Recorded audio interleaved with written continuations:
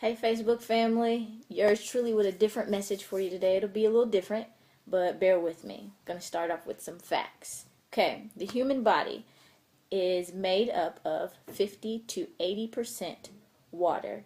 That varies based off of age for one and physical physique for another factor.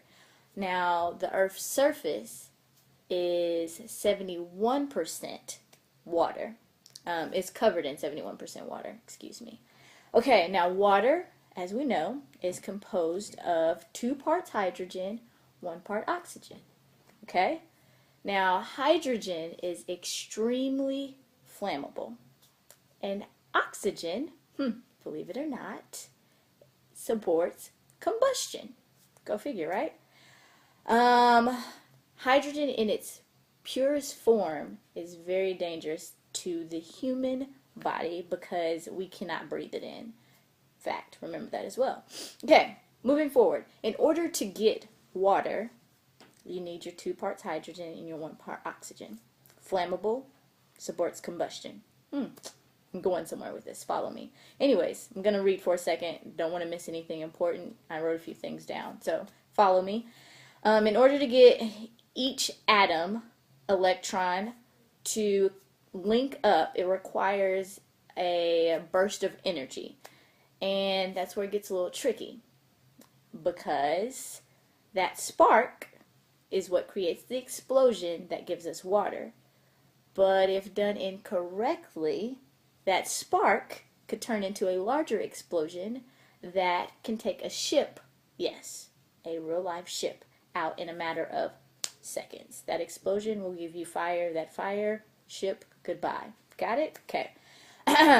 Now, keep following me. This sounds really weird, but I just really need to paint this picture for you because it was mind-blowing for me. Okay, the creator of the universe, the father of Jesus, works with such precision that he created the perfect environment for us, made of 2 elements that when put together can be catastrophic to our existence. Remember, I told you hydrogen is a flammable gas, whereas oxygen supports combustion. And as I said, done incorrectly, putting those 2 things together with the spark that's needed, that burst of energy, can be dangerous. All right, so the fact that God took 2 elements that together could be deadly and allowed those 2 things to come together and create this environment that we live in, 70% of the Earth's surface, water. Our body is made up of water, which contain these 2 elements. To me, that's mind-blowing. You might not think that's mind-blowing, but I feel like those things speak into God's characteristics, among other things, of course. But it just really paints a picture of him being sovereign. Sovereign meaning that he's self-governing with supreme authority. It pours into the fact that he's omnipresent, present everywhere simultaneously. It pours into the fact that he's omniscient, all-knowing, and then it also pours into the fact that he's omnipotent, unlimited in power. Knowing all these things about God, I still find myself in situations where I find it hard to trust. Crazy, right? Absolutely insane. But anyways, I have a funny feeling and a sneaky suspicion that I am not the only one who finds themselves in that position, finding it hard to trust his will and his way being perfect and exactly what we need for our lives. So I started thinking about that a little bit. I was actually at a stoplight when I started thinking about this. And we, just by being humans and interacting with people in life on a daily basis, we trust all the time. Like, we trust without even thinking about the fact that we're trusting. Let me give you some examples. See, I was at the stoplight, and I thought about the fact that I am in my car trusting that everyone else on the road is a licensed driver that passed their driving test and they know what to do behind an automobile. Like, that takes trust. I have to trust that you're not going to drive straight into me when I'm getting ready to turn. You're not going to T-bone me in the side. I have to trust that you know which pedal is the brake and which pedal is the gas. I'm trusting. And then let's think about other things. We trust when we go to fast food restaurants. We trust when we go to the grocery store. We trust when we do online shopping. We trust when we do bill pay. We trust when we have roommates that they're going to pay up their end of the rent or of the utilities or whatever that may be. We trust human beings all the time. And it's funny because in the Bible, it specifically talks about how humans are fickle.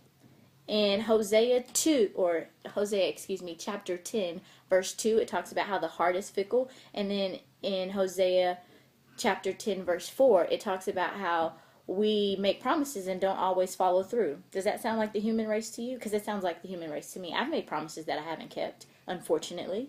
I've felt one way very strongly one day and then felt a different way the next.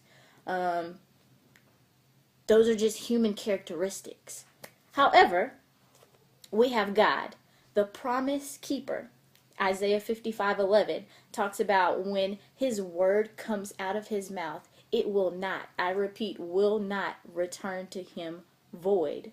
So what he says, he's going to do. What he proclaims will be accomplished. Promise keeper, right? And then if you go to Isaiah 55 verse 8 and 9, it talks about how his ways and his thoughts are higher than ours, meaning that we won't always understand how he operates or why he operates. I mean, think about a lot of the Bible stories. Defeat and a wall coming tumbling down just because you walked around the wall and let out a loud shout after the trumpet blasted. How does that happen? How do you win victory in a battle? By walking and yelling. Normally it takes swords or javelins, horses, power, muscle, but not with God. Again, his ways and his thoughts are higher than ours. So, with all that being said, I want to implore you guys to take a chance and trust in the God that is the Father of Jesus, who laid the foundation of the earth, commands the morning, causes dawn to know its place, enters the spring of the sea, sees the gates of death, understands the expanse of the earth, knows the residence of light and darkness, has snow and hail on reserve in storehouses, lifts up his voice to the clouds so that water will cover us in the form of rain, clothes the neck of the horse with its mane, makes the horse jump like a locust, and gives the horse its strength, commands the eagle to mount up and make his nest on high, imparts wisdom in the innermost being, and gives understanding to the mind. Those scripture references could be found in Job 38 and 39, chapter 38 and chapter 39. So, ending this video, which is rather long, excuse me for the length, I want to say this. Trust the promise that God gave you. Believe the dreams that God inscribed during your REM stage. Seek the goals that God encrypted into your psyche. As always, love you, praying for you,